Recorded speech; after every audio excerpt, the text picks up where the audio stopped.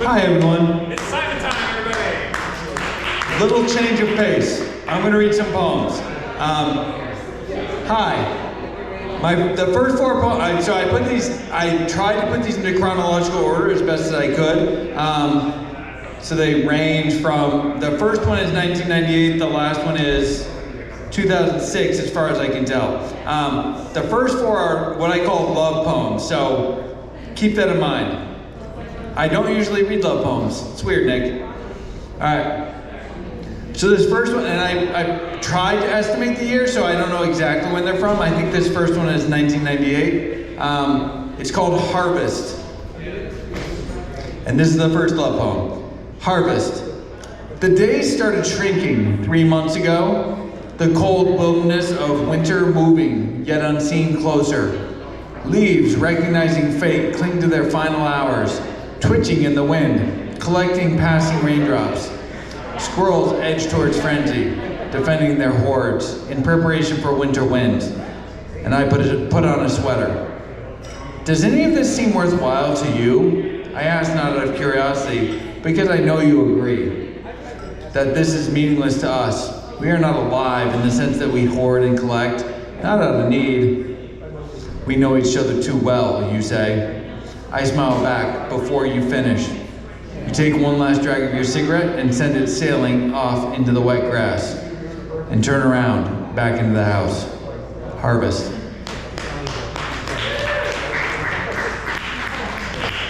That was a love poem, right? So the next one I estimated around 1999. This one is a love poem. Maybe not in the truest sense, but this is closer to me. This one's called Early Morning, November 20th. It's from 1999. So I should add that to the title, I guess. Early Morning, November 20th. So I ask myself, is this the end or the beginning? Both. The woods make sounds for us. Something walking in the dark, leaves falling against bare branches, our own footsteps, crisply marking out a path that we will follow again. Down to the edge of honesty, a rock wall, lost in decay, snakes its way up the hill beside you. The soft leaves hold us there, for hours it seems. Water ripples towards us, never getting closer. The moon chases clouds across the sky, hiding, peering out at us. You hated gibbous moons when you were tough. We decided trees and frostbit plants, naming them. For the first time, I am not lonely. You take my hand as we struggle uphill. It feels good to know you're beside me, walking through these woods, dodging branches and brambles, making a path here for the first time. Early morning, November 20th.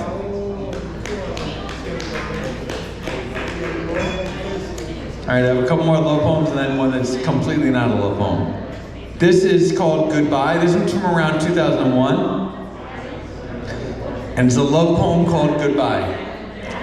Goodbye, longing, wondering if I have ever felt this way before, or is it just early romantic mystery filling my head with unpronounceable thoughts of desire, suspense, and joy.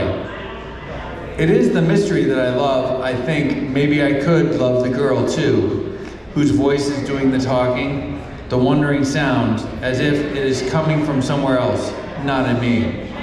I miss my youth. Time slipped away from me without ever saying goodbye. So many unspoken goodbyes, too many unspoken with knives and blood, and never mind the mystery. I know who I am. Who I aim to be remains unclear. Do I just make too many excuses?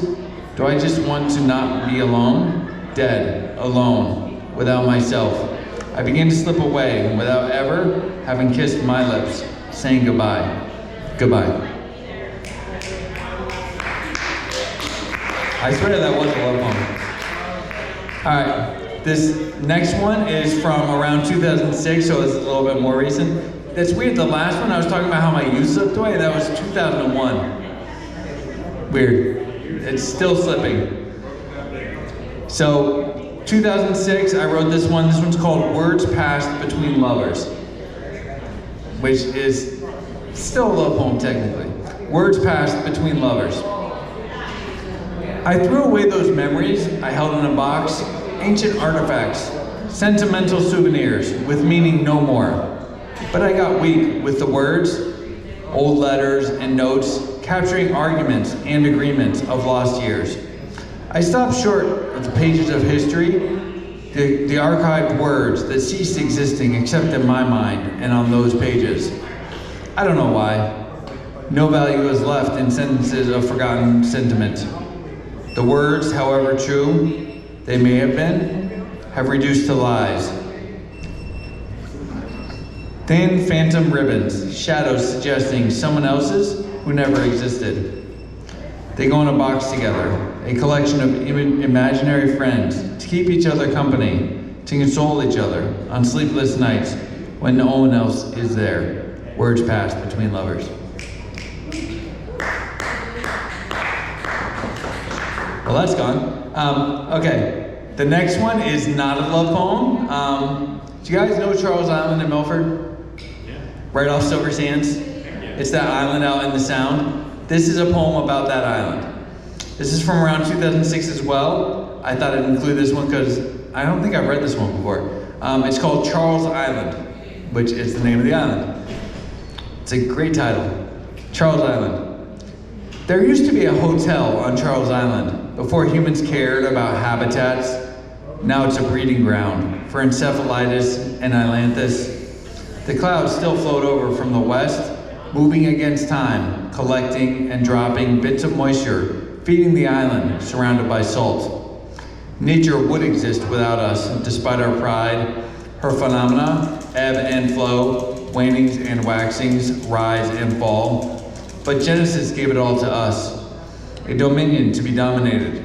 So we work and we play and we pretend that all of this is ours as it continues to exist just past our reach. Charles Island. Thanks, guys. That's all my words. Oh, thank you.